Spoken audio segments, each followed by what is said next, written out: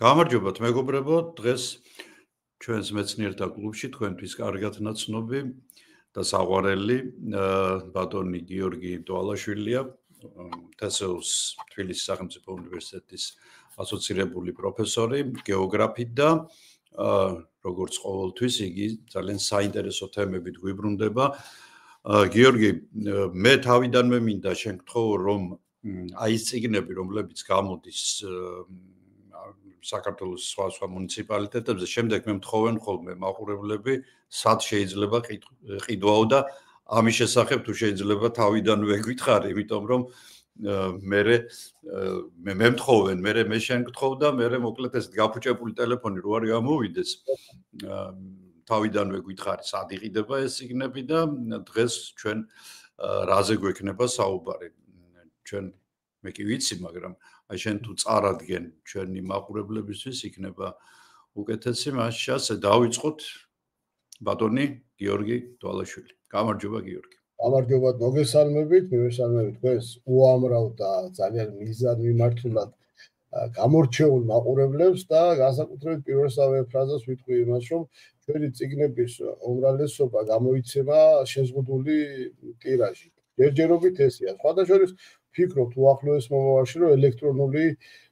წიგნებიც იყოს და რეალიზაციაც მოხდეს და უფრო ხელმისაწვდომი იყოს მკითხველისთვის, განსაკუთრებით ამაზე უკვე ფაქტიურად ბოლო ეტაპზე გავდივართ, იმიტომ რომ ბევრი დეტალი დავაზუსტეთ და ამ ეტაპზე სიღნაღის მუნიციპალიტეტის შემთხვევაში შემიძლია ჯერჯერობით დაინტერესებულ პირებს მივაწოდოთ ელექტრონული ვერსია, თვითონ ნაბეჭდი სახით წიგნი ძალიან მცირე რაოდენობით დაიბეჭდა. არ არის ესე ტირაჟული დაბეჭდა, საკმაოდ მნიშვნელოვანი ნაწილი კვლევებისა, რომელიც თითქმის მთელი 3 თვის განმავლობაში საველე კვლევებზე მაქვს საუბარი, ხორციელდება თბილისის სახელმწიფო უნივერსიტეტის სტუდენტური პროექტის ფარგლებში და რაც ყველაზე მისასალმებელია, ხშირ შემთხვევაში ჩვენ ამ ბოლო პერიოდში ამას ხშირად ვაკეთებთ ხოლმე ამას, იყვნენ სტუდენტები ჩართულები სხვადასხვა საფეხურის, როგორც ბაკალავრიატის, ასევე მაგისტრატურის და საბოლოო ჯამში ძალიან მნიშვნელოვან შედეგზე გავედით ის, რომ ფაქტიურად სიღნაღის მუნიციპალიტეტის ყველა დასახლებული პუნქტის, როგორც ქალაქ სიღნაღის, ასევე ქალაქ წნორის და 19 სოფლის შესახებ ერთად თავმოყრილი, აი ესე კომპაქტურად რომელიმე წიგნში ან რომელიმე თუნდაც ელექტრონულ ვერსიაში ჯერჯერობით არსად არ იძებნება და არც არსებობს დიდი ალბათობით და ჩვენ ეს ყველაფერი გავაერთიანეთ და საბოლოო ჯამში მოვარგეთ ძალიან ბევრ მკითხველის ინტერესს და აქ იწყება თქვათ გეოგრაფიული დახასიათება, სად მდებარეობს, ჩვენ ახლებურად უდგებით და რაც ყველაზე მთავარია ჩვენ აი ამ წიგნის, თუნდაც ამ კონკრეტული წიგნის დამთავრებისთანავე დავიკავშირდა ვიკიპედიის წარმომადგენლობა ქართველები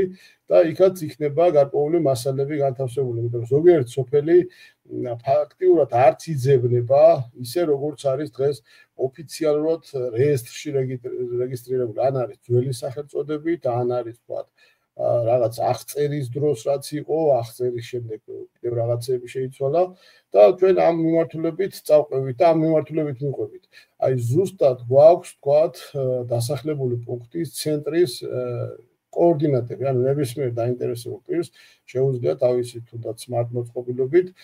smartphone-ით შეძლოს კონკრეტული დასახლების ცენტრის ნახვა და შესაბამის ცენტრამდე თუ მიაღწია, მერე უკვე მიმდებარე ტერიტორიის დათვალიერებაც აღარ უჭირს. და ამ მიმართულებით ასევე სიმაღლე ზღვის დონიდან მიმდებარე ტერიტორიების გეოგრაფიული შეფასება ასეთი კონკრეტულად სიღნაღზეც და მის დასახლებულ პუნქტებზე ნამდვილად არ არსებობს და ეს პირველი იყო. რა დახვდა და რა ვნახეთ, ამაზეც მინდა გავამახვილო. გიორგი, ხო, მე შეგაწყვეტნებ უბრალოდ ელექტრონულ ვერსიას რაც შეეხება, ახლა ძალიან ბევრი ემიგრანტი გვყავს მოგეხსენება და ბევრს არ აქვს საშუალება თქვათ, რომც იყოს ბეჭდური ვერსია, რომ იყიდოს, ხო? ამიტომ ძალიან კარგი იდეაა ეგ და აი თქვათ არის ხო ეს პლატფორმები, სადაც შეიძლება ეს განთავსდეს და თავთვალოთ რომ უახლოეს რამოდენიმე დღეში ალბათ ეს საბოლოო გადავწყვიტავთ ამ ამბავს და ვფიქრობ რომ ეს ალბათ ეხლა რამდენიმე ევრო და რამდენიმე დოლარი რო ღირდეს, ეხლა არავინ არ დაიშურებს ეგეთი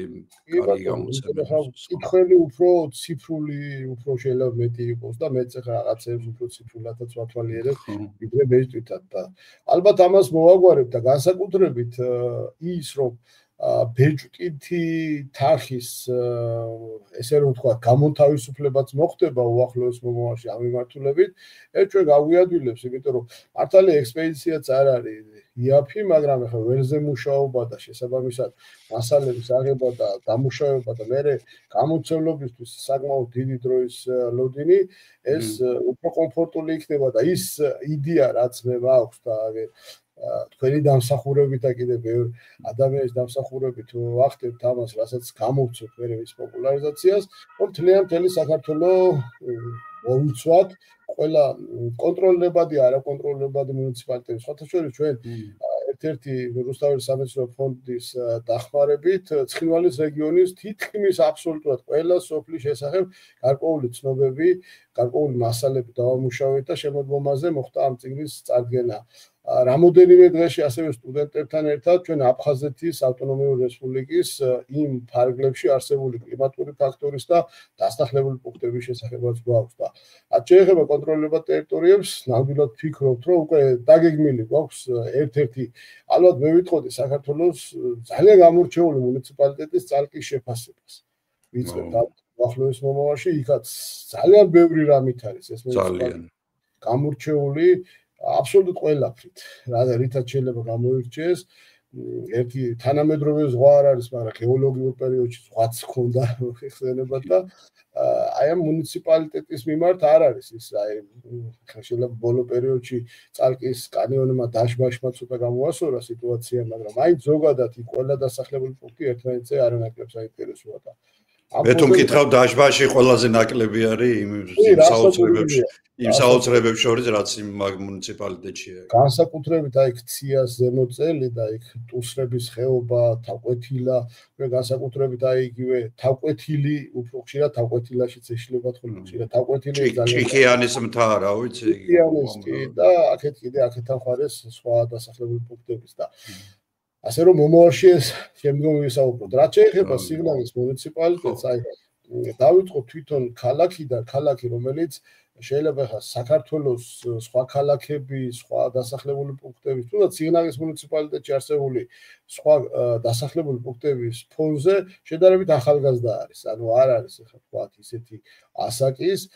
თუნდაც როგორიც იყოს წნორის მიმდებარე ტერიტორიაზე არსებული რამოდენიმე ბორცვი, მათ შორის ის ბორცვი, სადაც ყველაზე ჩვენთვის საამაყო ფაქტი მოხდა და ძალიან კარგმა დიდმა მეცნიერმა, რომელსაც ხშირად მე ვფიქრობ, რომ უნდა ვიმეოროთ და სხვებსაც ვუამბოთ, რომ კიაზო ფიცხელაური ეს იყო ალბათ ერთ-ერთი ყველაზე დიდი ქართველი მეცნიერი, არქეოლოგი, რომელმაც ძალიან ბევრ ტერიტორიაზე ისეთი კვლევები ჩაატარა, რომელიც ნამდვილად იყო სოფლიო მნიშვნელობის და აი ზუსტად სოფლიო მნიშვნელობის არაერთ ფაქტიდან ერთ-ერთი მინდა გამოყო, სადაც მან წნორის მიმდებარე ტერიტორიაზე ძალიან საინტერესო გეოგრაფიულ ბუნებრივ ბორცვზე მიაკვლია ოქროს ლომს და ეს ოქროს ლომი, რომელიც დღეს შეიძლება ისე თქვა პოპულარულია და ძალიან ბევრი იცნობს, თუმცა არ იცნობს ბევრი, რომ ეს კონკრეტულად სად იყო, რა ადგილას იქნა აღმოჩენილი და ჩვენ კი ვიცოდით ზოგადად, მაგრამ ჩვენთვისაც აღმოჩენა იყო, რომ ეს ისეთ ლამაზ გეოგრაფიულ გარემოში იყო ეს ბორცვი და ამ ბორცვზე რამოდენიმე 1000 წლის წინანდელი ოქროს უნიკალური ნაკეთობა, რომელიც შექმნეს ეს ხალხი ვინ იყვნენ, ქართველები იყვნენ, სხვა არავის არ შეუქმნია და ეს არ ყოფილა თქვა ჩამოტანილი და გამოწერილი და სხვა ქვეყნიდან ჩამოტანილი ნივთი, ადგილობრივი ნივთი იყო, ადგილობრივად ეთდებოდა არაერთი ათეულობით ესეთი ბორცვია და იმის თქმა მინდა რომ ეს მუნიციპალიტეტი მარტო თანამედროვე სიგნაღის ისტორიას არ უნდა მივაწეროთ, იმიტომ სიგნაღის ისტორია სადღაც 300 წლის ფარგლებში მერყეობს ქალაქზე საუბარი, საქალაქო დასახლებას და სოფლები და მიმდებარე ტერიტორიები შეიძლება ვთქვათ 3000 და ცოტა მეტის პერიოდის არის და განსაკუთრებით ზუსტად ეს მიდამოები, წნორის მიდამოები, სადაც დღეს მართალია დასახლებული პუნქტის სტატუსის მატარებელი არც ერთი დასახლება აღარ არის, ძირითადად სახნავ-სათბურის სავარგულებია და არაერთ სოფელს ეკუთვნის ეს ტერიტორია, მაგრამ თქვათ ძალიან დიდი ხნის წინ, რამოდენიმე 1000 წლის წინ ეს იყო თან ეს ბორცვები ისეთი მდებარეობით გამოირჩევიან, რომ აშკარაა, რომ ეს იყო მთავარი მაგისტრალი. ანუ გინდა დავარქვათ აბრეშუმის გზა, გინდა სხვა გზა დავარქვათ, მთავარი მაგისტრალი იყო, იმიტომ რომ ეს ბორცვების მდებარეობა ისე არის, რომ ესე მიუყვება გადადის შემდეგ თქვათ გურჯაანის მიმართულებით, თელავის მიმართულებით და მიემართება ჩრდილოეთისკენ და ეს განლაგება შემთხვევით ვერ იქნებოდა, ის კონკრეტულად კანონზომიერად გრძელდებოდა. ასევე ამ კონკრეტული ადგილის გავლით დღეს შესაძლებელია და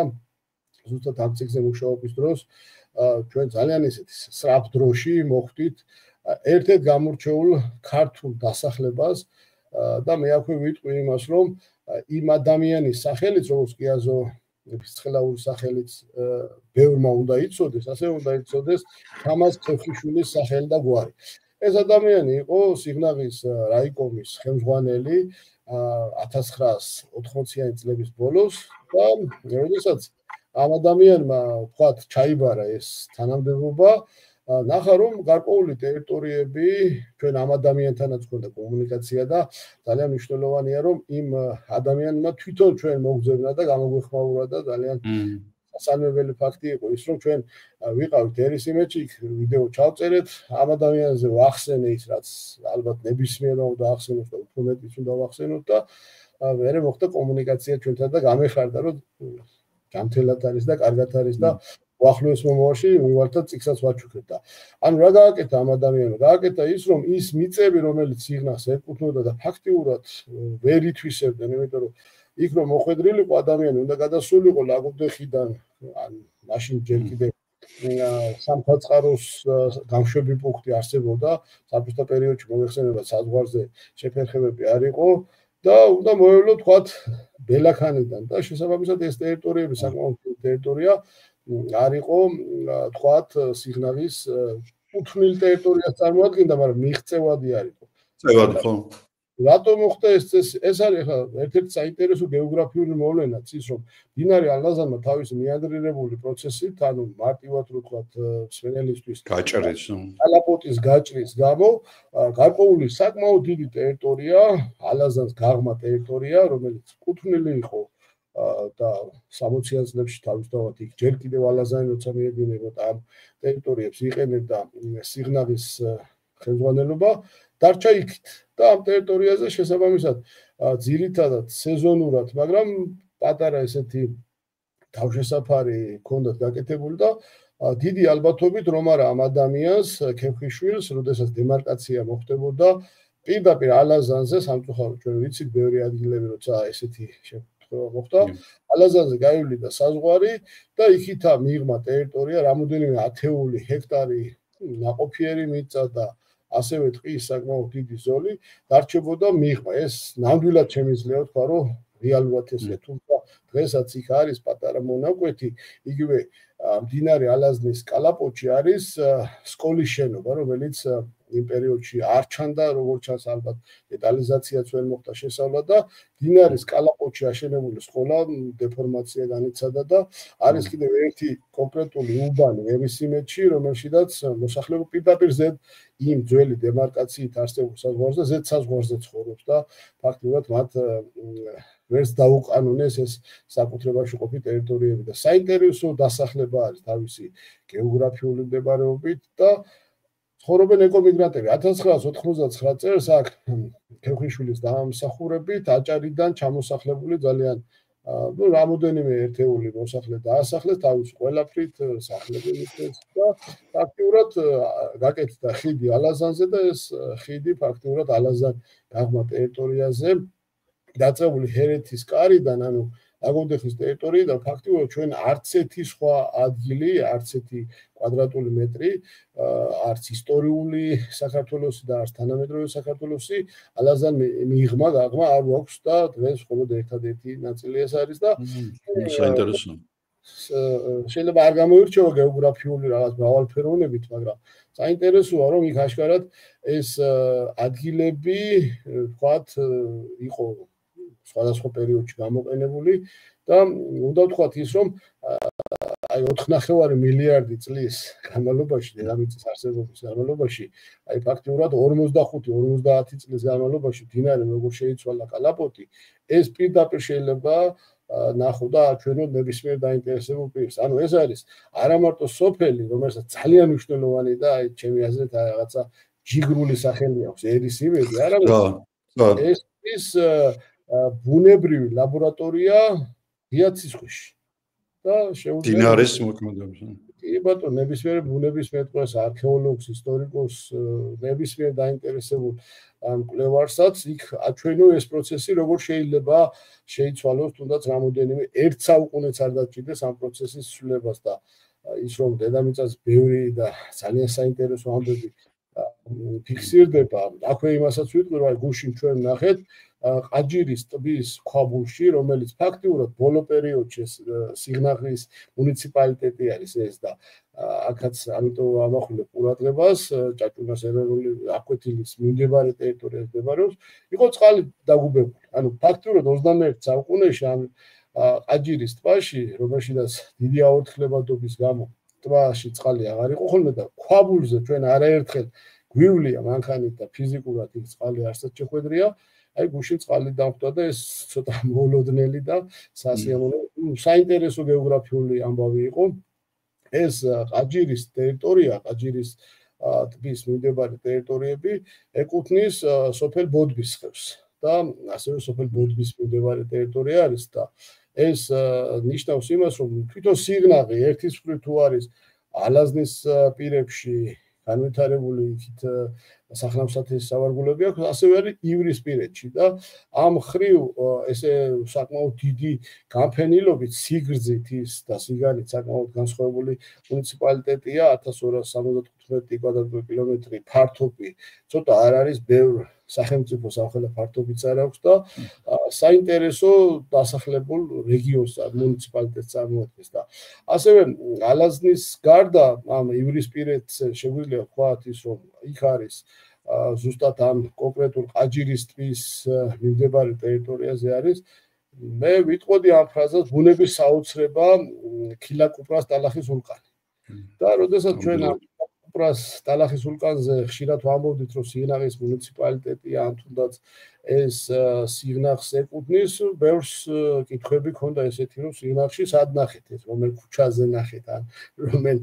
გამზირზე ნახეთ ეხლა ქალაქ სიღნაღზე არ არის საუბარი კიდევ ხაზ გაუსვამ რომ მუნიციპალიტეტი უზარმაზარ ტერიტორიაზე ვრცელდება 1275 კვადრატული კილომეტრი ცოტა არ არის და აი ზუსტად სიღნაღის მუნიციპალიტეტის საზღვარი რაც არის აზერბაიჯანის რესპუბლიკასთან იქ არის ძალიან ისეთი მასშტაბური საქართველოში სხვადანაც გვაქვს ტალახის ვულკანები, მაგრამ ეს გამოირჩევა თავისი უნიკალური თვისებებით, ხასიათით, ძალიან დიდი რაოდენობით ნავთობის მასის ამოღვრით, რომელსაც პირდაპირ ძალიან ისე ყარად უყურებს ადამიანი, როდესაც იქ მოხდება და ასეთები სხვა ტალახის ვულკანები არ გვაქვს და ამითაც უნიკალური არის. ტეხტიტაბა გვაქვს და ახტალა ფაქტიურად ახტალა. ტეხტიტაბა უფრო პოპულარულია, უფრო მეტად ბევრი ვიზიტორი მიდის, თუმცა ტახტიტეფისკენ მიმავალ გზაზე ერთი საინტერესო ამბავი ის არის, რომ იქ მშრალი ხეობა გადის, კანიონი არის. ეს კანიონი ფაქტიურად არის ძველი სადინარი, პალეოსადინარი, ძველი მდინარეული ხეობა, რომელიც დაკავშირებული იყო ზუსტად ყაჯირის ტბასთან. როცა ყაჯირის ტბა დიდი მოცულობის აუზი იყო და წყალიც ბევრი იყო, თავიდან იქ გადიოდა ნაკადი და ეს მდინარე ფუნქციონირებდა. და ამ ბოლო პერიოდში, როდესაც ეს მდინარე მშრალი გახდა, გასულ წელს შემოდგომაზე მოსული დიდი ატმოსფერული რაოდენობით ნალექისა, თოვლისა, ამიტომ დაგროვდა ყაჯირის ტბაშიც ეს რაოდენობით ნალექი და როგორც ჩანს ეს ხეობაშიც გაიარა ამ ნაკადმა და ძალიან ინტენსიურად აწარმოა დამანგრეველი პროცესები, ანუ გაარეცხა და რამოდენიმე მონაკვეთზე აი იმდენად გართულ და სატრანსპორტო საშუალებების იმ ხევში გასვლა, რომ ფიზიკურად ტახტიტეფისკენ მიმავალი გზა, რომელიც ამ ხევში გადის, არც თუ ისე ადვილი გამავალი გახდა. მანამდე ჩვენ მიკროავტობუსითაც ხშირად გავდივართ ხოლმე, მაგრამ ეხლა ამ დროისთვის ცოტა ხელით ჩარევა უნდა მოხდეს, იმიტომ რომ ეს დახრამა ისეთი ინტენსიური მიდის იქ, რომ თუ თქვათ ამ პერიოდში ჩვენ რაღაცას იქ არ ვიმოქმედეთ, ვერ შეიძლება საერთოდ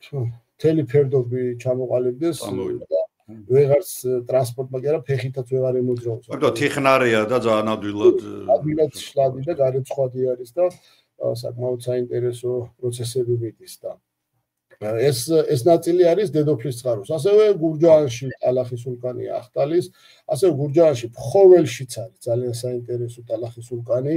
ფხოველ სოფელ ფხოველის ტერიტორიაზე. ასევე არის ფორფოტები, სხვათა შორის ფორფოტებიც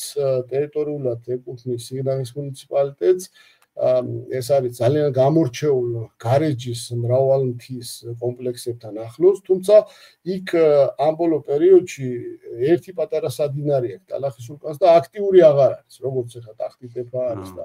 ხილაკუპრარი ისეთი აქტიური არ არის, ჩვენ ვცდილობთ ყოველწლიურად ნახოთ და დავაკვირდეთ რა ხდება, მაგრამ ისეთი აქტიურობით არ გამოირჩევა. ასევე არის მარტყოფში, აი მარტყოფში, როდესაც ერთხელ ვთქვით, რომ მარტყოფში არის ტალახის ვულკანი, ბევრი კითხვები შემოვიდა, რომ არ გამიგია მაგალითად, ხო, ძალიან საინტერესოა. ეს არის დაახლოებით მარტყოფში ჩვენ გეოგრაფებს ქონდა სამეცნიერო ბაზა, ძალიან ისეთი სტაციონარი, გამორჩეული სტაციონარი იყო და აი თვითონ ამ ხევიდან იქ სოფლის გარე ტერიტორიაზე არის ერთი კრატერია და ეს კრატერი ახლა მოსახლეობისგან, როდესაც შევიტყვეთ ჩვენ ძალიან ბევრი შემთხვევა ყოფილა, როცა შიგნით ხარები, კამეჩები და შინაური ცხოველები ჩავარდნილან და ეს არ არის გამორიცხული მომავალშიც გაგრძელდეს, ამიტომ ესეთი ტალახის ვულკანები უფრო მეტად უნდა იყოს შემორაგულით, შემოზღუდულით, რომ ესეთი ადამიანიც შეიძლება ჩავარდეს უბრალოდ ტყეში, მიმავალი ადამიანიც შეიძლება ჩაიძიროს. თუმცა სხვათა შორის პალეონტოლოგებისთვის ესეთი ასეთი ტალახის ვულკანები არის კლონდაიკია, იმიტომ რომ იქ ძალიან ხშირად თლიანი ჩონჩხები ინახება ხოლმე და ზოგჯერ რბილი ქსოვილებიც კი ესეთ ადგილებში ესეთი ასფალტის ტბებსაც ეძახიან, აი ასფალტის ტბებში არის ხოლმე ძალიან ხშირად ესეთი ნაშთები, ხო? კი ბატონო, და რაც შეეხება ივრის ხეობაზე, მინდა მაინც თქვა ის, რომ ეხლა ძირითადად ივრის ხეობის აი ეს მონაკვეთი, რომელიც დალისთვის წყალსაცავამდე მდებარეობს, დალისთან უკვე დედოფლის წყაროს ეკუთვნის. აი ეს მონაკვეთი არის ძალიან საინტერესო ხეობა, გამორჩეულია იქ აკვეთილიც არის, ივრის აკვეთილი ზუსტად სიღნაღის მუნიციპალიტეტს ეკუთვნის, უბრალოდ ის ტერიტორიულად მაღაროს ეკუთვნის, უფრო თუ დავაკონკრეტებთ, ქვემო მაღაროს ეკუთვნის და ამავე ტერიტორიაზე ამ ზონაში არის გარეჯის მრავალმთის კომპლექსები. ძირითადად გარეჯზე როცა არის საუბარი, ყველას გონია გარეჯის ლავრა და აი მე მაგალითად შემიძლია ისიც ვთქვა, რომ აი გარეჯი საქართველოა და ესეთი რაღაცა ლოზუნგები, ფრთოსანი ლოზუნგები როცა იყო, ყველა დავით გარეჯის ლავრას აჩვენებდა. ანუ დავით გარეჯის ლავრის გარდა ჯამურად სულ არის 21 სხვადასხვა ადგილი, რომელიც ასეთ უნიკალურ გამორჩეულ გამოქვაბულების კომპლექსს აერთიანებს და ვფიქრობ, რომ ესენი ყველა ერთმანეთზე უფრო საინტერესოა, არა მარტო ვთქვათ ისტორიული ნაწილით, ხელოვნებათმცოდნეობის ხაზით, გეოგრაფიულადაც და საერთოდ სანახაობრივად. აი ფაქტიურად ჩვენ რომ ამ გარეჯის კომპლექსს მივუდგეთ სხვანაირად, უფრო მეტად მივუდგეთ ტურისტული მიმართულებით, ფიზიკურად შეიძლება ეს არ ჩამოუვარდებოდეს ზოგიერთი კომპლექსი თავისი სანახაობრივობით, სხვა ბევრად უფრო პოპულარულ ქართულს თუ არაქართულ კი, მათ შორის კაპადოკიის დონეზე შეიძლება ვერ ავიდეს, მაგრამ თვითონ განლაგება ისე არის, რომ დედოფლის წყაროში არის სამი ეს ობიექტი, სატორღე, პატარა ქვაბები, სიღნაღში არის რამოდენიმე, ასევე არის დიდი ნაწილი, როგორც ვიცით, საგარეჯოში, ეკუთვნის რამოდენიმე ერთეული, მათ შორის მრავალწყარო გარდაბანსაც, ანუ მარტო კახეთში კი არ, ქვემო ქართლშიც არის ეს კომპლექსი. რაც შეეხება სიღნაღის აი დიდი ქვაბები, რომელიც ჩვენ იმდენად მასშტაბურად ჩავთვალეთ, რომ წიგნის ყდაზეც კი განვათავსებთ. ძალიან ლამაზია კი. უნიკალურია, თან მიმდებარე გარემოა, ძალიან ლამაზი ყველაფრით. ასევე არის ქოლაგირის კომპლექსი, რომელშიც ხატრობაც არის და აქვე უნდა აღნიშნოთ, რომ გადარჩენად ჭირდება, იმიტომ რომ ეს თავსხმა წვიმებისა და ესეთი პერიოდული ეროზიული პროცესები მიმდებარე ტერიტორია ძალიან ინტენსიურად ზიანდება. და თუ რაღაც კონსერვაცია არ ჩატარდა, შეიძლება მალე მისასვლელი გზას და თვითონ კომპლექსის დაზიანდეს. საბერეების კომპლექსიც, ასევე ვერანგარეჯას კომპლექსი, პირღებულის, აი ეს კომპლექსები, რომლებიც საბოლოო ჯამში აერთიანებენ დავით გარეჯის, ანუ გარეჯის მრავალმხრივ კომპლექსს, ეკუთვნის გარკვეული ნაწილი სიღნაღის მუნიციპალიტეტის ადმინისტრაციულ საზღვრებში შედის. თვითონ მიუხედავად სოფლების ადგილების, სადაც არის, მათ არ აქვთ იმხელად დიდი უზარმაზარი სოფლებში სახნავ-სათის სავარგულები და ვენახების გავრცელებაც სოფლის ტერიტორიაზე ცოტა შეზღუდულია, მაგრამ თითოეულ სოფელს აქვს, აი მაგალითად ბოდბის ხევს სახნავ-სათის სავარგულით უკუთვნილი ტერიტორიები აქვს თითქმის 20-30 კილომეტრის მოშორებით. ტარიბანას ისა ტიბანის ტერიტორიაზე სხვაგან არის უფრო მეტსაც გეტყვით, აი ჩვენთვის ძალიან კარგი ადგილი, რომელიც შირაქის ტერიტორიაც მცირე ნაწილი ეკუთვნის თქვათ იგივე სოფელ ხორნაბუჯს. ტოპონიმებსაც შეეხება, სიღნაღში არის ძალიან საინტერესო ტოპონიმები. აი ესეც უნდა აღნიშნოთ, რომ სულ არის 21 დასახლებული პუნქტი ქალაქის სიღნაღი, ქალაქი წნორი, რომელიც ასევე ახალგაზრდა არის, ხა წნორის ასაკი შეიძლება ვთქვათ 120 წელს არ აღემატება, იმიტომ თავდაპირველად ეს შეიქმნა რკინიგზის სადგურზე იყო საუბარი, წნორის წყალი უნდა ყოფილიყო რკინიგზის სადგური და აი წნორის სახელწოდებიდან წამოვიდა და დღეს უკვე მუნიციპალიტეტში ყველაზე დიდი ქალაქია და ფაქტობრივად სიღნაღს, ქალაქ სიღნაღს ორჯერ აღემატება. ანუ ორჯერ მეტი დასახლება არის სიღნაღის მუნიციპალიტეტში, ქალაქი წნორი და თვითონ წნორი სიტყვა არის ეგრეთ წოდებული მტირალა ტირიფიდან მომდინარეობს და როგორც ამ არსებული პატარა წყალი, რომელსაც იქ ბევრი ადამიანი იყენებდა, შეიძლება ეს წყალიც იყო ის წყალი, საიდანაც გადიოდა ნაკადი და ზუსტად იმ ჩვენს მიერ ახსენებ ოქროს ლომის დაფიქსირების ადგილას ხდებოდა ამ წყლით სარგებლობა, ეს ჩვეულებრივი ამბავია.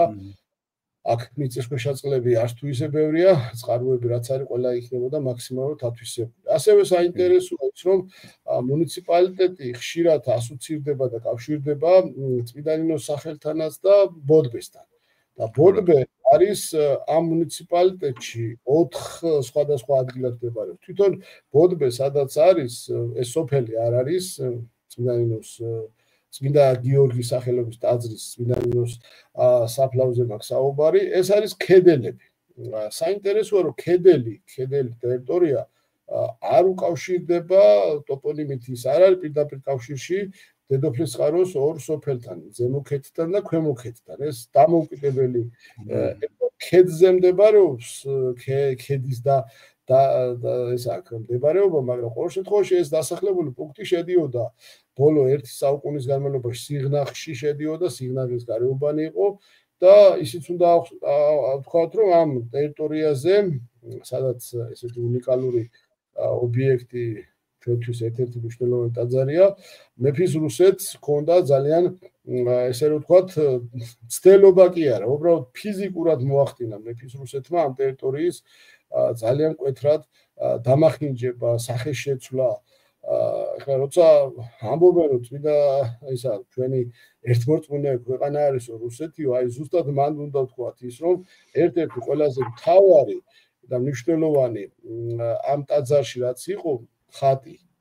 ძვირფასი ხატი, აქ წლების განმავლობაში გამოიყენებოდა, როგორც მეფის რუსეთის დროს. ხშირად ამბობენ, რომ მეფის რუსეთის დროს ეს არ იყო და საბჭოთა კავშირის დროს იყო. რა მნიშვნელობა აქვს? ფაქტია, რომ სამწუხაროდ ორივე ჯერ ხდებოდა. გადაღებაა მონასტრების და ფრესკების განადგურება ზუსტად რუსეთის იმპერიის დროს მოხდა. ანუ ჯამურად ვთქვათ, იგივე სიღნაღის მუნიციპალიტეტის ტერიტორიაზე არსებულ ძეგლებში, მიუხედავად იმისა, რომ სიღნაღი და ძალიან ბევრი ადამიანი არის ფერეიდანში 1615 წელს გასახლებული შაჰ-აბასის ლაშქრის მიერ, მაგრამ უფრო მეტი ზარალი და ზიანი ძეგლებზე განსაკუთრებით მეფის რუსეთის დროს არის დაფიქსირებული. ამას თუ ვერ ხედავთ და არ გვინდა დავინახო, ეს სხვა რაღაცა არის. ფაქტი ესე არის და ის ამბავი რომ ეს ხატი თავისი ესე უნიკალური ხატი გამოყენებული იყო მაგიდად, რომელზედაც ატარებდნენ ოპერაციებს, ეს თვითონ ხატსაც ეთყობა, რომ დასერილია და ახლა აქ კომენტარი ცოტა არარეალური იქნება, კიდევ მეტი კომენტარი გავაკეთებ. შედაშორის გიორგი, მე მაქვს ნანახი, აი მაშინ როდესაც გარეჯის ამბები იყო, შენ მაშინ ძალიან პატარა იყავი, 80-იანი წლების დრო, იქ იყო მოგეხსენება პოლიგონი იყო, სადაც ცდიდნენ საბჭოთა პოლიგონი იყო. ხუმბარებს და იმას და ვინ ეს ანგრევდა დაბზარული იყო სულ მთელი გარეჯის კომპლექსი და მაშინ ძალიან ხშირად იქ დავდიოდი და ამას ვაპროტესტებდით და ვიყავით ერთ ამბავში და მაშინ ვნახე სხვათა შორის რუსი ოფიცრების 1880 წელი 1000 ხო ნასროლი ხატებზე ანუ გამოსახულებები თვალებ დათხრილი და იქვე მიწერილი თქვათ ვიღაცა პრაპორშიკ ან რაღაცა პარუჩიკ ან პარუჩიკ ხო რაღაცა ხო და ეს ასე რომ ხო მე მგონი საბჭოთა კავშირის დროს უფრო იცავდნენ ვიდრე იმიტომ რომ კირი დღებავდნენ ჩვენს ეკლესიებს რატომ იმიტომ რომ კირი ჭამს საღებავს და იმის აღდგენა რო ვეღარ მოხერხებულიყო და ასე რომ ერთმორწმუნეობაზე ხო ცოტა კი ბატონო არა უბრალოდ ხშირად არის ხოლმე და ხა აი განსაკუთრებით სიგნალზე როცა ჩადიან ხა განსაკუთრებით ტუროპერატორები ხაზს უსვამენ რომ ეს ტერიტორია კომპლექსი აღდგენილი იქნა მეფის რუსეთის დროს და გადარჩენილი რუსეთის მიერ და აი ვიცი მე ცოტა შეუსაბამობა მგონია ეს და ამიტომ ამახვილებ ყურადღებას ასევე ბოდბე არის თვითონ ორი სოფელ ბოდბეზე მაქვს საუბარი ზემო ბოდბე რომელიც ნუკლეიანთან ახლოს არის სიგნალიდანაც არ არის შორს ეს ქალაქიდან და ქვემო ბოდბე აი ზუსტად ქვემო ბოდბეს ეკუთვნის სოფელს სახნავსათეს სავარგულები სადაც არის დიდი ქვაბები და აი ეს უზარმაზარი ივრის ზეგნის და თვითონ ივრის ხეობა ამ სოფელს ეკუთვნის კუთვნილ ტერიტორიას წარმოადგენს ასევე ბოდბესთან არის დაკავშირებული სოფელი ბოდბის ხევი სიტყვა ბოდბესთან. ბოდბის ხევის დიდარია ისტორიული ძეგლებით და აი ჩემთვის ამ რამოდენიმე წლიცი, როდესაც პირველად ვიყავი, ერთ-ერთ აღმოჩენას ის წარმოადგენდა, რომ ბოდბის ხევში აი თლიან კახეთისთვის დამახასიათებელი არ არის, მაგრამ გავრცელებული ესე იგი თიხის არსებობიდან გამომდინარე ძალიან მაღალი ხარის ოსტატები იყო თონეების. ანუ ბოდბის ხევის თონეები და თონის გამკეთებლები ძალიან ისეთ პოპულარულები იყვნენ. ამ ბოლო პერიოდში მოვიკითხე და ძალიან 1-2 თუ არის შემორჩენილი რესურსი არსებობს ის თიხა, უბრალოდ ხელოსნები აღარ არსებობს და ეს ტრადიცია რომელიც ბოდბის ხევთან იყო დაკავშირებული, ალბათ ის ფაქტიც იყო რომ ბოდბის ხევში ერთ-ერთი უდიდესი ძალიან გამორჩეული ბაზარი იყო და დღესაც ფუნქციონირებს სხვათა შორის ამ მხარისთვის ერთ-ერთი დამახასიათებელია და ეს ყველაფერი მიმართული იყო იქეთ იმ მიმართულებით. ჩვენ ასევე სოფლების და ქალაქების შეფასების დროს აი ბოლო პერიოდში განსაკუთრებით ხაზს უსვამთ არ უვლით გვერდს გამოჩენილ ადამიანებს. ახლა ძალიან ძნელი არის საერთოდ გამოჩენილი. ძალიან კარგ საქმეს აკეთებთ ამით, ძალიან კარგს. ძალიან ძნელია გამოჩენილი ადამიანების ჯერ მოძიება არც თუ ისე ახლა ფაქტიურად ამის შესახებ ინფორმაციები საჯაროდ და ახლა ვთქვათ რომ ბევრი რაღაცა შეიძლება ნახო არ არის ძნელია ახლა რასაკვირველია შეიძლება ქალაქში თუ სოფელში არსებული პირობითად 40-30 თუნდაც ან 10 გამოჩენილი ადამიანი და შეიძლება 10-ვე ჩვენ გაგვიჭირდეს რომ აი ვთქვათ მოხდეს ამ ნაშრომში მაგრამ განსაკუთრებით ის რომ ასეთი გამორჩეული ადამიანები ასე თუ ისე სადღაც ინფორმაციის სახით უნდა ვიცოდეთ ეს ფიქრობ ჩვენი ნაშრომისთვის ერთ-ერთ საინტერესო ნაწილს წარმოადგენს და ასევე მე ნამდვილად არ ვიცოდი თუ სიგნალში ძალიან ბევრი ფესტივალი მათ შორის მუსიკის, როკის და ესეთი რაღაცა ეს ფესტივალები ყველაფერი არც თუ ისე დიდი ხანია დაფუძნებულია, მაგრამ კარგად მუშაობს და ამითაც კიდევ სიგნალს დამატებით უფრო ქალაქზე მაქვს საუბარი. ასევე ამ წიგნზე მუშაობის დროს ჩვენ ქალაქის სიგნალის შესახებ ძალიან საინტერესო ცნობები ამოვიკითხეთ და მე გადავამოწმე კიდევაც. ესე იგი, როდესაც ქალაქში 1830-იან წლებში მოსახლეობის რაოდენობა თითქმის 10,000-მდე აღწევდა ქალაქის ზონებში, ეს არ არის პატარა ციფრი. 10,000-იანი ქალაქი მაგ დროს საქართველოში არც თუ ისე ბევრი იყო და უფრო მეტსაც ვიტყვი. აი, გარკვეული ცნობები მე რამოდენიმეჯერ მომიწია თითქმის 4-5 მომიწია ბოლო პერიოდში ათენში წასვლა და იქაც თვითონ აკროპოლი სადაც არის ქალაქ ათენის გარშემო იმ დროს ძალიან ცუდ დღეში იყო 1825 წლისთვის ათენი ქალაქი ძველი ათენზე მაქვს საუბარი არა მის გარშემო არსებულ სოფლებზე ესე წარმოვიდგინეთ რომ არსებობს იქ ჩანაწერებში ჩვენ რაღაც სხვადასხვა წყაროები ვნახეთ თითქმის ათენის მოსახლეობა და სიგნალის მოსახლეობა თითქმის უტოლდებოდა ერთმანეთს დაახლოებით 2 საუკუნის წინ ო ცოტა უცნაურად დღეს 5000 წლის ქალაქი ათენი რომელიც ავით სამყაროს ერთ-ერთი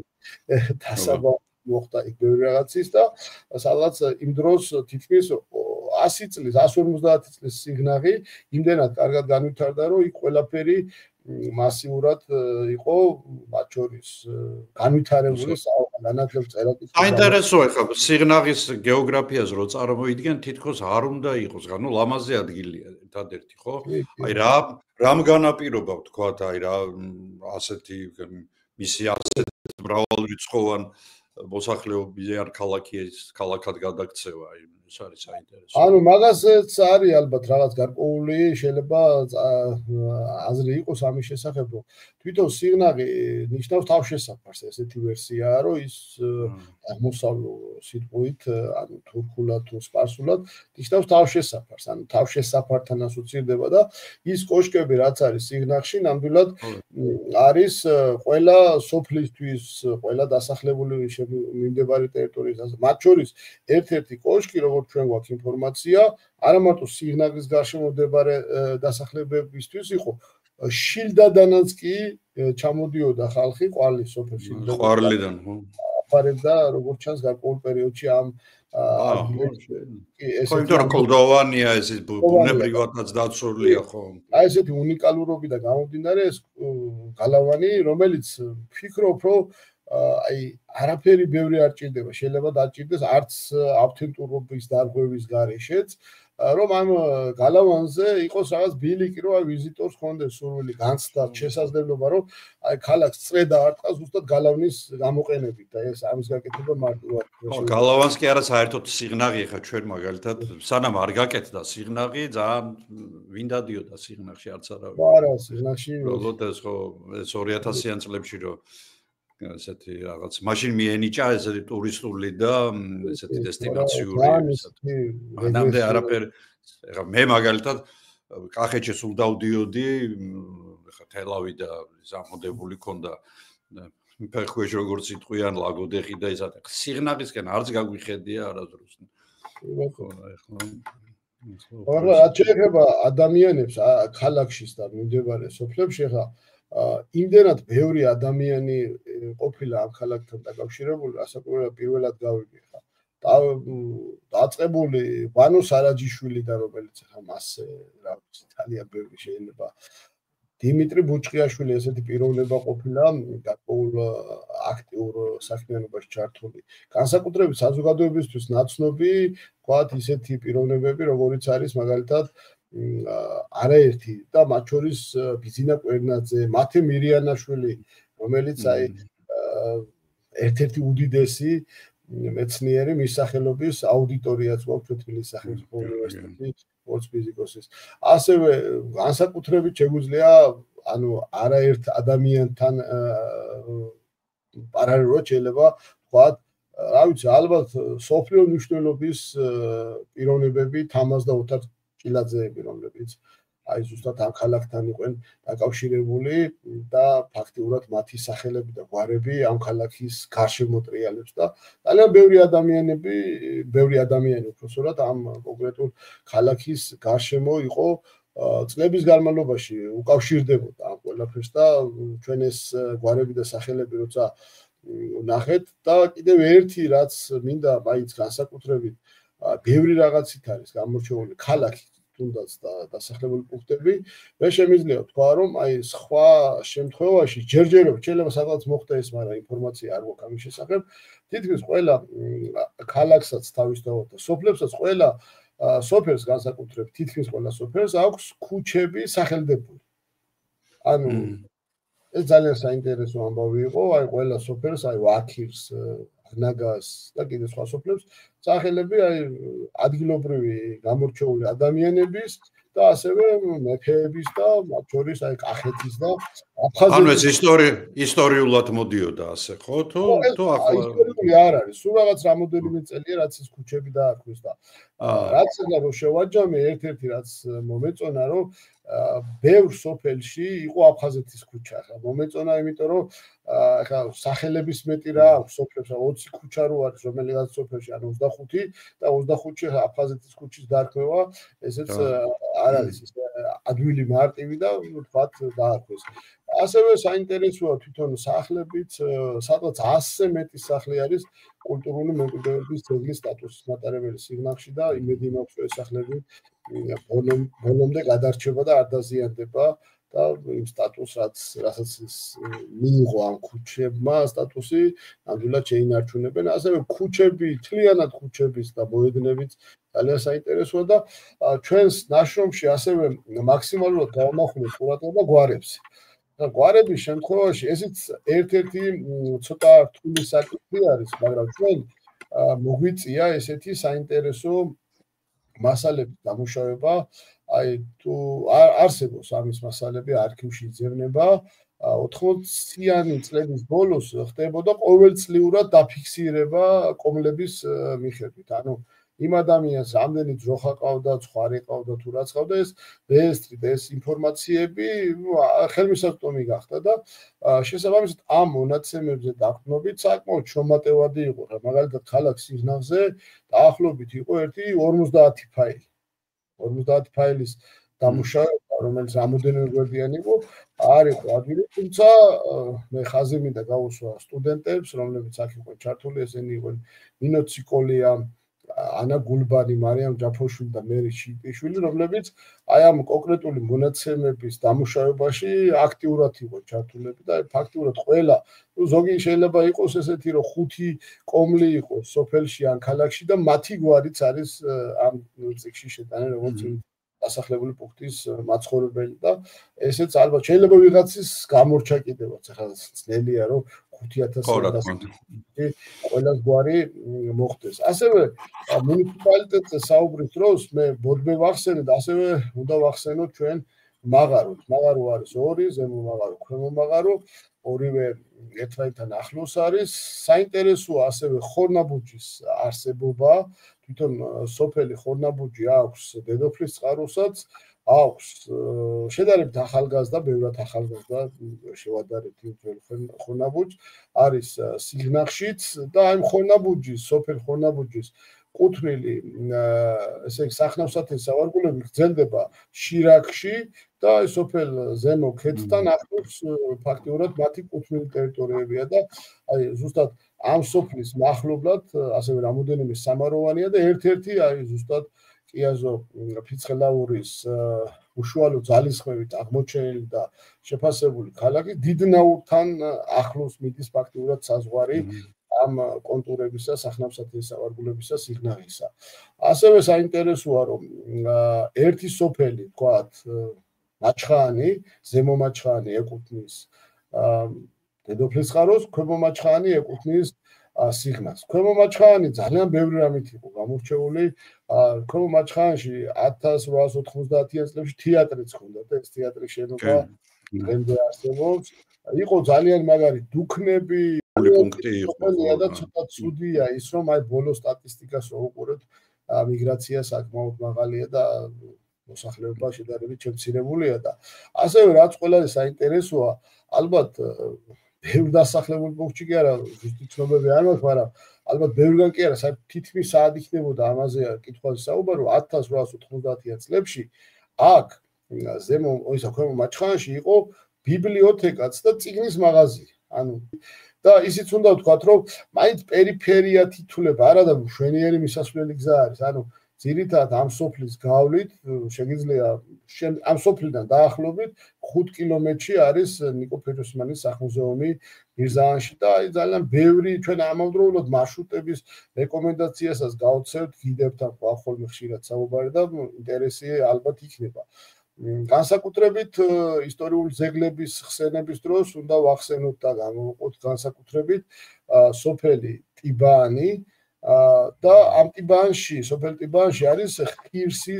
ხირსელის სტეფანე ხირსელის ეკლესია. ხშირად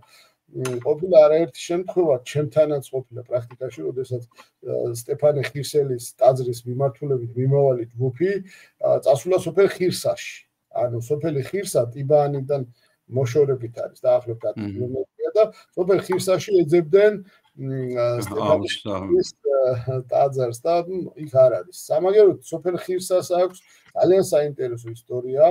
საბჭოთა პერიოდში აქ იყო სიკვდილმისჯილი ხალხის ესე ვთქვათ გასახლების არეალი და საკმაოდ ისეთი დახურული ზონა იყო და მცენარეული საფარი არის ადგილობრივები შეხვდნენ და რაც ინფორმაცია ამაყად ამბობენ რომ ეს ხეები არისო ლავრენტი ბერიას დაშგული ხეები და ხეზე ესე ამშვენებს სოფელს სოფელი ახლა ძალიან მცირე დასახლებით არის გამორჩეული ძალიან საინტერესოა ასევე ის რომ ჩემთვისაც ეს სიახლე იყო ხა ზუსტი ისტორია მე ნამდვილად ვრცლად არ ვიცოდი აი როდესაც მიდიხარ უკვე სიღნაღისკენ გადაუხო თავარი გზი და კახეთის მაგისტრალიდან ჩალაუბნიდან იქ არის ტრაქტორის ძეგლი და ეს ტრაქტორი კი მახსოვს კი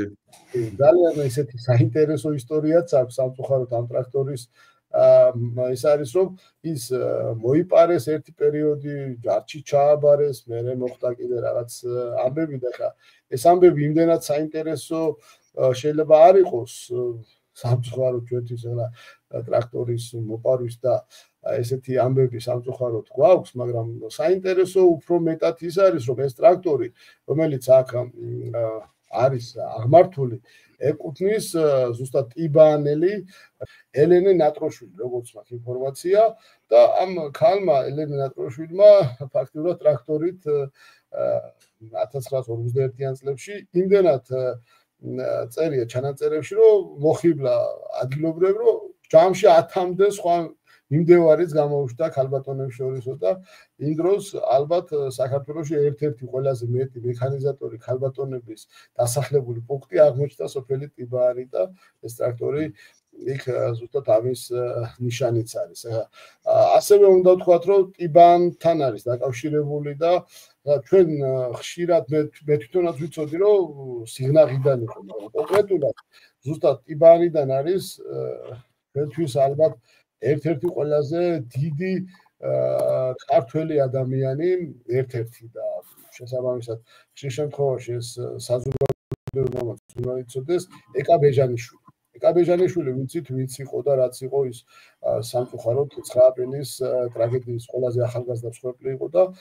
ზუსტად ამ ტიბაანიდან იყო და შესაბამისად მისი მშობლიური სოფლისთვისაც ალბათ პატარა კუთხე სადაც მუზეუმის მსგავსი რაღაც იქნება ესეც არ იქნება თვით. ყოველ შემთხვევაში სოფელ ტიბაანთან თუ იყო დაკავშირებული მეც ამ წიგნზე მუშაობის დროს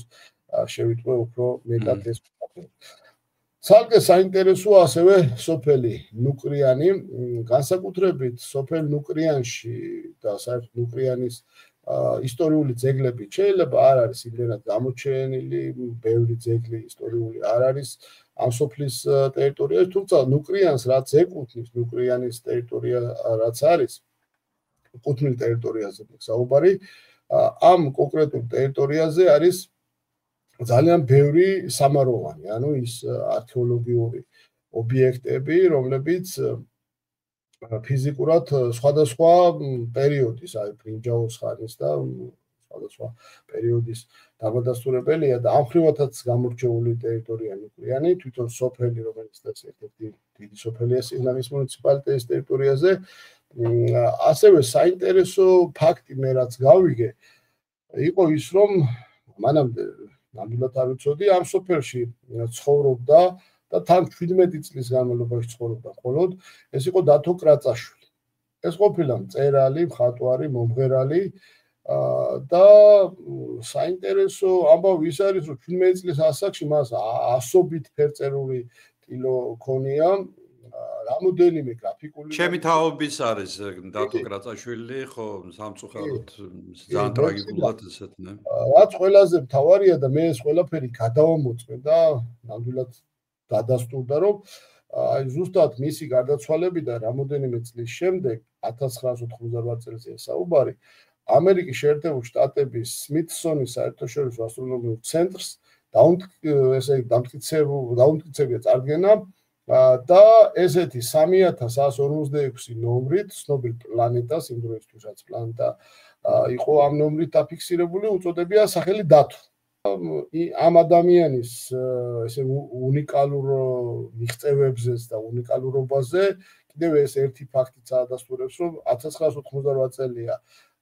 ამერიკის შეერთებულ შტატებში მაშინ ესე ადვილად არ ხდებოდა ფაქტების საბჭოთა კავშირია და ეს პლანეტა დათოს არსებობა, რომელიც კი ბატონო, 17 წლის ასაკში ამხელა მიღწევები რო ქონდა ეს და სხვათა შორის ნუკრიანის ქუჩებზე როდესაც ვიმუშავე, პირველი ქუჩა ჯერ კიდევ აი თუნდაც საბჭოთა პერიოდშიც იყო დათო კრაწაშვილის ქუჩა, ანუ მის გარდაცვალებიდან რამოდენიმე წელში თავარი ქუჩაც კი ერთ-ერთი სოფელში დათო კრაწაშვილის სახელობის არის და თვითონ ეს ფაქტიც ვფიქრობ, რომ მკითხველისთვისაც და დაინტერესებული პირებისთვისაც საინტერესო უნდა იყოს და თვითონ ამ ადამიანის ახლა ის ნაშრომები რაც არის, უფრო მეტად შეიძლება სადღაც პოპულარიზაცია იყოს. თუნდაც სიგნალის უზრუნველყოფაში ჩვენ გქონდა ამას საუბარი და ალბათ იქაც დაინტერესდებიან ამით. ასე რომ ამდენადაც ვიცი, კარგი ალბომიც გამოიცა მაშინ საბჭოთა კავშირის დროს მე და ზოგადად აი ხა რო გისმენდი, ანუ ეს ტიბანი, მაჩხანი, ნუკრიანი ეს ყველა ესე ძლიერი და ესე დაფუძნებული სოფლებია, ხა მე ვარ თითქმის ყველაში ნამყოფი და ისა და აი რითი ეს გამოწვეული ეს ისტორიულად ძლიერი სოფლები იყო, ხო? ალბათ მიწათმოქმედებასთან არის დაკავშირებული, ალბათ დიდარი მიწებია, ივრის ჭალები მაინც ისეთი გამორჩეული, ხო, იორია, ხო, მთავარი არტერია მან. მთავარი იორის და იქ თქვარეს ალაზადი, ივრის აუზში ძალიან ბევრი გამორჩეული სახელმწიფო სავარგულები. რაც შეეხება გამორჩეულობას, აი რასაკვირველია, განსაკუთრებით ისიც უნდა ვთქვათ და მაყურებელსაც უნდა უთხრათ ის, რომ აი პროცენტულად ჩვენ რო დავთვალოთ და ასეთი პროცენტული დათვლა სამწუხაროდ ზუსტი ჯერ არ შესრულებულა, რამდენი ადამიანი, ვიცით დაახლოებით რა რაოდენობის ადამიანი გადაასახლა შაჰაბას პირველის ჯარმა საქართველოსთან ფერეიდანში ირანში, მაგრამ ალბათ მივიღებთ იმ რეალურ სურათს, რომ ერთ-ერთი ყველაზე მეტი გადაასახლა თანამედროვე სიღნაღიდან, ალბათ სიღნაღის სოფლებიდან და ასევე ძალიან ბევრი გადაასახლა თიანეთიდანაც. ანუ თიანეთიდან თუ ყავდათ გადასახლებული ხალხი და თიანეთი თუ შაჰაბასის მიერ განადგურებული, ესე მეც ამ რამოდენიმე წლის წიგზე მუშაობის დროს უფრო მეტად გავიგე და შესაბამისად მიუხედავად იმის ამ გადასახლებისა, მაინც მდებარეობა, რომელიც ამ მუნიციპალიტეტს არ იყო ისეთი, როგორც სხვა თელავს, ყვარელს და სხვა, ანუ კი თაგორიანიც არის, შემაღლებულიც არის, მაგრამ მაინც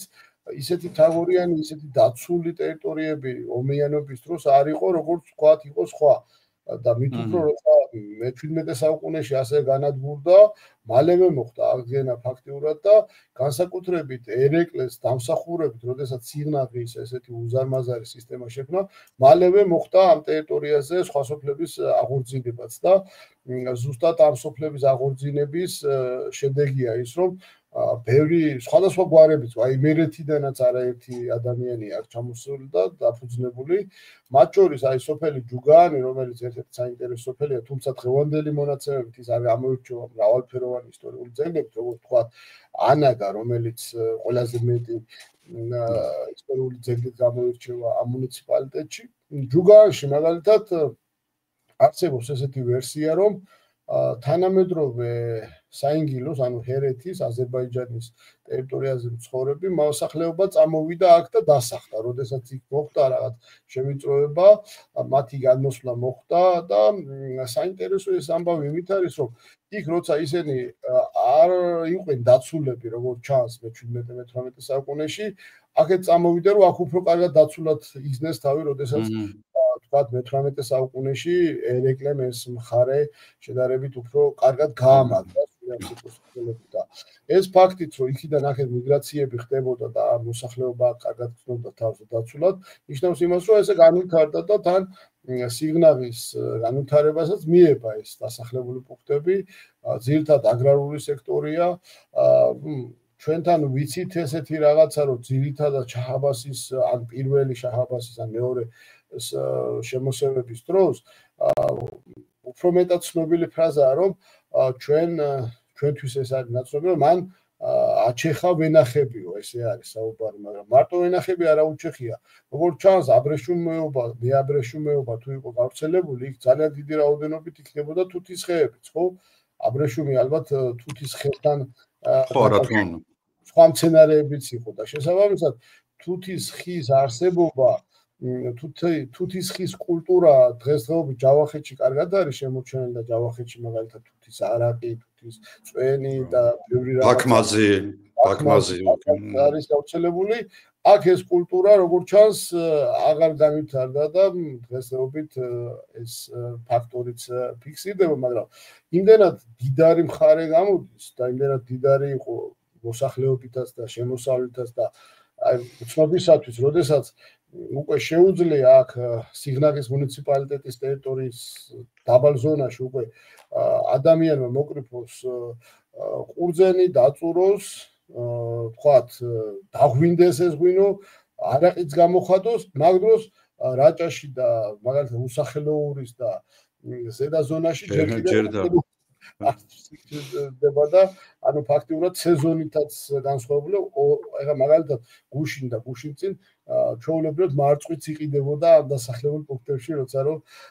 მართალია შეიძლება ცოტა ნაადრევი მარწყვი იყო, მაგრამ ყოველ შემთხვევაში მოსავლიანობითაც გამოირჩევა, რაც ყველაზე მთავარია.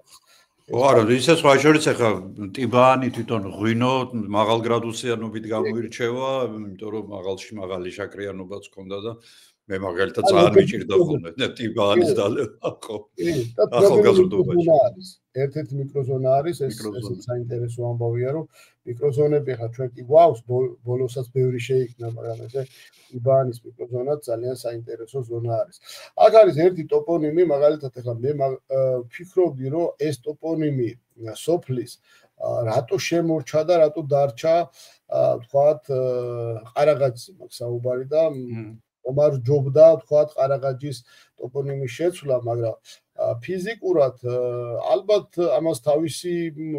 შეიძლება ისტორიული ექსკურსია აქვს, იმიტომ რომ ყარაღაჯის ტერიტორიაზე ეს ყარაღაჯი საკმაოდ საინტერესო სოფელი არის. აი აქაც არის ძალიან ბევრი ნაქალაქარი, ძალიან ბევრი გამორჩეული ადგილი, უბანი, რომელიც ისტორიულ ნაწილს ეკუთვნის და ზუსტად ამ ყარაღაჯის გავლით ხდებოდა ამ ტვირთების გადაადგილება და საკუთარ ტრის ჯარისკაცების შემოსვლას და ფაქტიურად ეს სიტყვა ნიშნავს შავ ხეს, არა ქართული ტოპონიმია და როდესაც მტერს აქაურობა გადაუწვავს, ესეთი ვერსია გითხრეს, აი ფაქტიურად დაწვეს ყველაფერი, აი ძალიან დიდი რაოდენობით ხანძარი გაჩნდა და ერთ-ერთი დიდი ხე, რომელიც აქ ფაქტიურად უზარმაზარი, თელაზია საუბარი, დიდი ხნის განმავლობაში იწოდაოდა ეს შავი ხე, ცეცხლოდებული შავი ხე გახდა ამ ტერიტორიის ტოპონიმის საბაბი და ამიტომაც იქიდან მოდის ეს შავი ხის, ანუ ყარაღაჯის სახელწოდება. შავი ხე შეიძლება სოფელს ვერ დაარქვა, პრინციპში შეიძლება ესეც, მაგრამ შავი ხის დარქმევა შავ ხეს ყარაღაჯად დაერქვა ამას სახელი და შეიძლება ეს სახელიც ამიტომაც თელავთან მაგალითად ყარაჯალა არის, ასევე ესეთ საკმაოდ დიდარი სოფელი იყო თავის დროზე, ხორცყიდულობდით ხოლმე, ძალიან კარგი მეხორცეები იყვნენ ხოლმე და იქ თელავში ჩავდიოდი სამწვადეს ვანტყიდულობდით ხოლმე. და აქვე არის ძალიან საინტერესო ციხე-სიმაგრე, რომელიც ისტორიული ციხეა, მაგრამ როგორც ჩანს, აი დროთა ჟამში ჩვენ დემონდაციურ მეტრს რასაც ვეძახით, რომ აი გარკვეული ასეულობის წლის განმავლობაში რომ მიწის ფენა ეფარება რაღაც შესაბამის ხელოვნურ თუ ბუნებრივ ნაგებობებს, აი კლასიკურად როგორც ჩანს ძალიან ინტენსიურად ხდება ეს გამოფიტვის პროცესები და ამ ხეს ამ უпроსორად ყარაღაჯის ციხეს რაღაც გარკვეული სპეციალისტების ჩართულობით გაწმენდაც ჭირდება, იმიტომ რომ ძალიან დიდი რაოდენობით არის აკაციები. აკაცია საქართველოში ნამდვილად არ შემოუტანიათ 3 საუკუნის წინ ის უფრო მე-19 საუკუნიდან მოდის და ეს პარაზიტია ფაქტიურად, იმიტომ რომ ამ ციხეს ძალიან ემტერება და აი ფესტა სისტემითაც ძალიან რთულ მდგომარეობაში აქვს ეს სოფელი. და რაც ყველაზე მთავარი ხა სიგნალზე საუბრის დროს ერთ-ერთი მნიშვნელოვანი საკითხი აუცილებლად მინდა თქვა, ეს არის სიღნაღში მალაკნების არსებობა. ახლა ფიზიკურად თუ როცა ჩვენ მალაკნებზე ვსაუბრობთ, ხშირად მალაკნებს აიგივებენ დუხობორებთან. ახლა დუხობორები როგორც ჩანს უფრო მეტი იყო საქართველოში, ბევრი დასახლება იყო, ბევრგან ცხოვრობდნენ და უფრო მეტად ახსოვს საზოგადოებას. თუმცა ჩვენ ამ სოფელში, ეს არის სოფელი ილიაწმინდა, რომელიც მდებარეობს მაღაროსა და ქვემო მაღაროსა და ქვემო ბოდბეს შორის, ამ სოფელში დღემდე არის ეს ხალხი ცხოვრობს და ძალიან არიან დარჩნენ. ძალიან საინტერესო რიტუალი აქვთ ამათ თავიანთი, ესე იგი, როგორ სობრანიეს, სადაც იქნებებიან, სადაც ლოცულობენ, როგორც არის, აი, მღერიან, ჩაის დიდ უზარმაზარ სამოვარს ადუღებენ და ეს ტრადიცია და ეს რაღაც დააკავშირებული ამ სოფელთან, ფიქრობ, უფრო მეტად უნდა კი არ გაცოცხლდეს, უფრო მეტად მონახულებადი იყოს, იმიტომ ბევრმა შეიძლება ეს რიტუალი არ აქვს, ხა ნანახი და ბევრჯერ ნახეთ, სხვათა შორის გაგვიმართლა. აქვთ ასევე ძველი ღუმელიც, სადაც ძალიან ისეთ ორიგინალურად აწყობენ პურს, ბორშიც დამახასიათებელი, ასევე სასმელი ძირითადად არის ალუბლის კომპოტი, ძირითადად ალუბლის ხეები ბევრი აქვს და ასევე რაც საინტერესო სახლები ძველებური სახლები, ძველებური ესა 19 საუკუნეზეა საუბარი, როცა ისინი ჩამოვიდნენ ძირითადად კრასნოდარის მხარედან, როგორც ჩვენ გვაქვს ინფორმაცია 1850-იან წლებში და ეს სახლები არის ძირითადად იმდენად განიერი სახლებია, რომ ფაქტობრივად ზამთარში იქ სიცივეს ევზნობდა, ზაფხულში კიდე პირიქით სიცხეს ევზნობდა, მეორე სართულები ხის ძალიან ლამაზი აივნებით და არის დიდარი და ვფიქრობ, რომ ამ ხრივაც საინტერესო, თუმცა კიდევ ერთი რაც ამ თანამედროვე სიტუაციაში ამ სოფელს აქვს, ამ სოფელში, როდესაც ეს მალაკნების უმრავლესობა წავიდნენ ამ დასახლებული პუნქტიდან სხვა მიზეზების გამო, ძალიან ბევრი ადამიანი არის ჩამოსახლებული მიმდებარე სოფლებიდან, როგორც ჩანს ეს სახლები შედარებით ალბათ იაფია. მიგრაცია ძალიან ინტენსიურია და ფაქტიურად ჩვენ მოსახლეობის გვარები რო დავთვალეთ, აი დაწყებული სვანეთიდან, სამეგრელოდან, აი თითქმის საქართველოს ყველა რეგიონიდან სამხარეო ადმინისტრაცია რო ვთქვათ, 11-ვე სამხარეო ადმინისტრაცია აფხაზეთიდანაც არიან,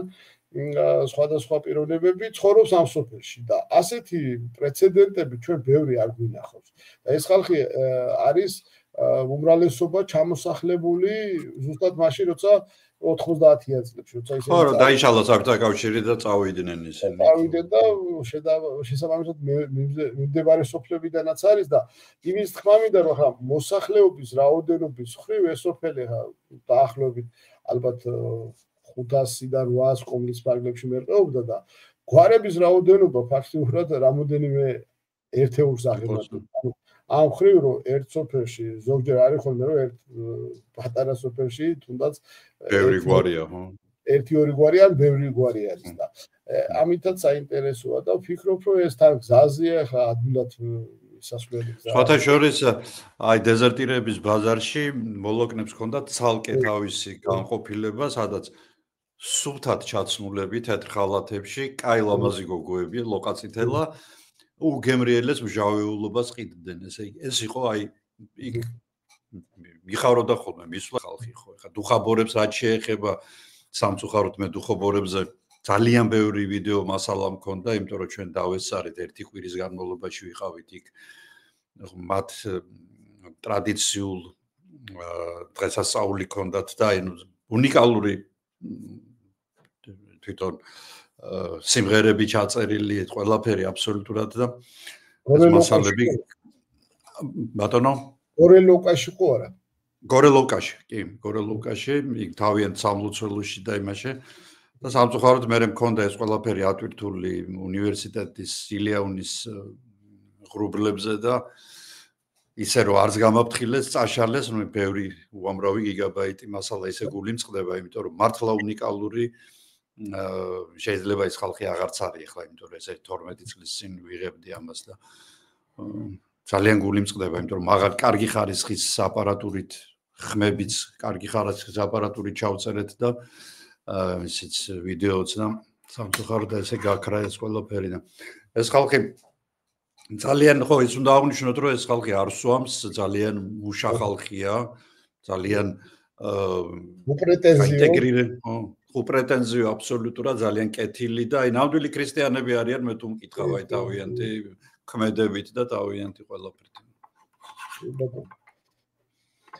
ეხლა მუნიციპალიტეტზე კიდე ანაგაც უნდა ვახსენოთ, იმიტომ რომ რეალურად არის სოფელი ანაგა, საკმაოდ დიდი და ძველი ანაგა არის და ასევე არის ძველი ანაგაც. ანუ ძველი ანაგაზე ძველი ფიზიკურად შეიძლება ვერც იყოს, იმიტომ რომ ანაგაში ძალიან ბევრი გამორჩეული ისტორიული ძეგლია და სიძველეს ნამდვილად ეს უსვავს ხაზს. ასევე ანაგას თავარი დიდი უზარმაზარი კოშკიც აქვს ჩვენს სიღნაღის ციხეს და ფაქტიურად ანაგისკენ მიმავალი გზას და იქიდან შემოსასვლელს აკეტავდა და ძველი ანაგა შესაბამისად არ გამოირჩევა ასეთი ისტორიული ძეგლებით. ამბობენ რომ ახლა ინფორმაციები რაც გვაქვს ჩვენ რომ სოფელ ანაგის მოსახლეობას ჰქონდა ძველ ანაგას მიმდებარე ტერიტორიაზე მხოლოდ სახნავსათეს სავარგულები და იქიდან მოხდა მერე ამ ტერიტორიების დაკავება. გვარებიც სოფელ ანაგასა და ძველ ანაგას შორის მკვეთრად განსხვავებული არის. ერთმანეთს არ ემთხვევა ეს გვარები ხშირ შემთხვევაში. ასევე სოფელი ვაქირიც უნდა ვახსენოთ, ძალიან საინტერესო ტერიტორია არის. ვაქირის კოშკიც არის სიღნაღში, იქვე არის სოფელი მაშნარი და ასევე საქობო. საქობოსთან მიმართებაში მინდა თქვა ასევე ის ფაქტი, რომ საქობოც არის ორი საქართველოში, ერთი წნორს ესაზღვრება, ფაქტიურად წნორის გარეუბნად ითვლება და მეორე არის ლაგოდეხში, ლაგოდეხის ტერიტორიაზე ჰერეთის კარს რო გავწდებით და მივდივართ. იქით არის გზაზე და იქაური ლაგოდეხის მოსახლეობის აბსოლუტური უმრავლესობა აქაური საქობოდან წავიდა 1900-იან წლებში და სხვა სახელის დარქმევას, სადაც ლაგოდეხში ბევრი ისეთი სახელებია, ხეების, ფიჩხიბოგირი, ნაწისქვილარი, თელა და ასეთ სახელები დაარქვეს იგივე სახელი, რაც ჰქონდათ მათ ისტორიულად თუ არც თუ ისე შორეულ წარსულში საქობო. ძირითადად საქობო მაინც როგორც ჩანს გამოქვაბულებთან და რაღაც თავშესაბარებთან არის კავშირში, მაგრამ რეალურად ბევრი გამოქვაბული რომ საქობოს მიმდებარე ტერიტორიაზე ფიქსირდებოდეს, ჯერჯერობით ეს რაღაცა არ ფიქსირდება. ასე რომ ძალიან საინტერესო სოფლები, ძალიან საინტერესო ქალაქები ორივე თავისი საინტერესო რიტუალებით, წესით, კანონით. ფიქრობ, რომ უფრო მეტად მონახულებადიც უნდა იყოს ეს ტერიტორიები, არა მარტო სიღნაღის, სხვა სოფლებიც და უახლოეს მომავალში იმედია, ამას ბევრი გაითვალისწინებს, ვინც ამ მიმართულებით გეგმავს გადაადგილებას. ნამდვილად, რა ვიცი, ყველა მუნიციპალიტეტი ჩვენი და მით უმეტეს ახლა თბილი სეზონი დგება, რომელიც დაიწყო უკვე ფაქტიურად და სადღაცა ნოემბრის დასაწყისამდე ეგ ბედნიერება საქართველოში გვაქვს, რომ ჩავიცვათ შესაბამისად, მოვიკიდოთ ზურგჩანთა, ჩავაწყოთ შიგნით ცოტა საჭმელი, ცოტა ღვინო და შეუდგეთ და რა ვიცი, დავათვალიეროთ საქართველოს, იმიტომ რომ ძალიან ბევრმა ადამიანმა უბრალოდ მაგალითად ახლა მე კიდევ ერთ ინტერვიუს ვიწერ 4 შაბათს გვაქვს ასე დაგეგმილი უკვე ვაშლოვანის შესახებ, ვაშლოვანის დაცული ტერიტორიების შესახებ და აი მაგალითად ჩემ მეუღლეს რომ ვაჩვენე რაღაც ფოტოები, ეს საქართველოაო იკითხა. ძალიან ბევრმა არ იცის, რომ ჩვენ გვაქვს გარდა ვთქვათ თებისა და ზღვისა და ლამაზი პეიზაჟებისა, ასევე კიდევ უფრო უნიკალური ლამაზი და ულამაზესი პეიზაჟები, როგორც არის ვთქვათ იგივე ეს ჩვენი ივრის ზეგანი და რა ვიცი, უამრავი რამ არის საქართველოში სანახავი, სანამ გარეთ გავიქცევით, შიგნით ვნახოთ ბევრი რამ და ამაში დაგეხმარებათ ბატონი გიორგის წიგნები, რომლებიც იმედია ჩვენ მალე ვიხილავთ მათ ელექტრონული ფორმატით, რომ გაგვიადვილდეს უფრო ასეთი ადგილების გაცნობა. რა ვიცი, გიორგი, რამე სხვა დაამატებდი კიდე იქნებ რაღაცა. ვაშლოვანზე ვიტყვი ერთ-ორ სიტყვას ის რომ კი ბატონო. ჩვენ და საინტერესო იყო პირველი კლასიკური სკოლა გიმნაზიის ეკოკლუბთან ერთად ვიყავით და ძალიან ისეთი, ანუ საინტერესო ფრაზები მოვისმინე მოსწავლეებისგან ის რომ ჩვენ წიგნს რომ კითხულობთ და წიგნში ვეცნობით ამ ყველაფერს, საერთოდ ვერაფერს ვერ ვხედავთ, რაც რეალური არისო და აქ რომ ჩამოვედით, აი ზუსტად ციტირებ მათ ნათქვამს, რომ ფაქტიურად დავინახეთ ის, რაც უფრო სხვაგვარად, სხვა წარმოდგენას გვიქმნით ჩვენ ქვეყანაზეო და უფრო მეტად კიდევ და კიდევ უფრო მეტად შემოყვარდა ჩვენი ქვეყანაო და ხა მე-10 კლასელი რო ამას იტყვის, ეს ძალიან კარგი ნიშანია და ასევე უნდა თქვა ის, რომ ვაშლოვანში ხა გუშინ არ იყო ეს შემთხვევა, მაგრამ წინა წლებში მე მქონია შემთხვევა, როცა ვაშლოვნის მიმართულებით წამოვიდა ერთ-ერთი სატრანსპორტო საშუალება, მან არ ჩათვალა საჭიროდ რომ გადაემოწმებია და ჩათვალა რომ ეს ვაშლოვანი იყო, ის ვაშლოვანი რომელიც არის ლაგოდეხთან ახლოს, უბრალოდ ლაგოდეხში, წამოვიდა ბევრად უფრო ესე ვთქვათ მომზადებლად სხვა ტრანსპორტით და სამწუხაროდ მე ვაშლოვნის გზაზე გაუჭირდა გადაადგილება. ეს არ არის ჩვეულებრივი მარტივი სამოძრაო ადგილი, არა ნამდვილად. წინასწარ მზად უნდა იყო, ყველაფრით მზად უნდა იყო და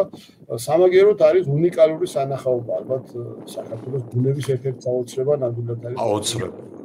მე ვერ ვძღები ხოლმე აი პეიზაჟების და ამ ცხოველების ამდენი ფრინველი,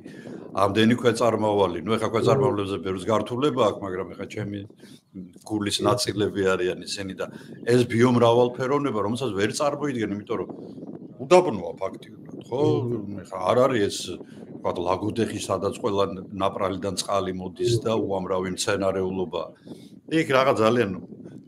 წირი მცენარეულობა და წარმოუდგენელი ბიომრავალფეროვნება და ნუ პეიზაჟები ალბათ მართლაც რაღაცა არის ადგილები, სადაც აფრიკაში გონია თავი, არის ადგილები, სადაც ამერიკის პრერიებში გონია თავი, რა ვიცი, იქ პატარა გრანდ კანიონიც არის, იქ რაღაცა იუტა შტატიც არის. საოცრება, აი ნამდვილი საოცრება, რომელიც აგერ არის ყურის ძირშია თბილისიდან, უბრალოდ მართლაც გიორგის თქმის არ იყოს. კარგი მომზადება ჭირდება, კარგი გიდი ჭირდება, რომელიც ამ ყველაფერს დაგათვალიერებინებთ და ზოგადად საქართველოს ყველა ადგილი ალბათ ასეთია. ანუ დღეს ამით დავკმაყოფილდეთ. მე დიდი მადლობა მინდა გადაგიხადო გიორგი შენ ისევ და ისევ ძალიან საინტერესო ინტერვიუსთვის და რა ვიცი მე იმედს ვიტოვებ რომ ჩვენ გვაქვს კიდე დაგვრჩა ბევრი მუნიციპალიტეტი საქართველოში, ასე რომ ხო, ცოტა რაღაც დიდი პაუზა გამოგვივიდა და რაღაცა ამოვქაჩოთ ცოტა, იმიტომ რომ ისე ვიმეორე თბილი სეზონი მოდის, ხალხი დაინტერესებულია საქართველოს ნახვით და ხა შენზე კარგ მრჩეველს ზოგად საქართველოს მასშტაბით ალბათ მე ვერ ვიპოვი და აქედან გამომდინარე მე თუ არ დაგზარდები, იმედია შეხვდეთ. კი ბატონო, ჩვენ რამოდენიმე ვარ გამოცემული, მათ შორის ახლა ექსპორტად გამახსენდა, თუნდაც ახლა ლაგოდეხი, რომელიც 6 წლის წინ გამოვეცით, შეგვიძლია მასზე ვისაუბროთ. ძალიან განსხვავებული და აუცილებლად. ლაგოდეხიც ჩემი გულის ნაწილია, თავისი მართლა უნიკალური გეოგრაფიით და ბიოლოგიით. ასე რომ აუცილებლად. მაშინ ესე შევთანხმდეთ. შემდეგზე ხვდებით ლაგოდეხში. კი ბატონო.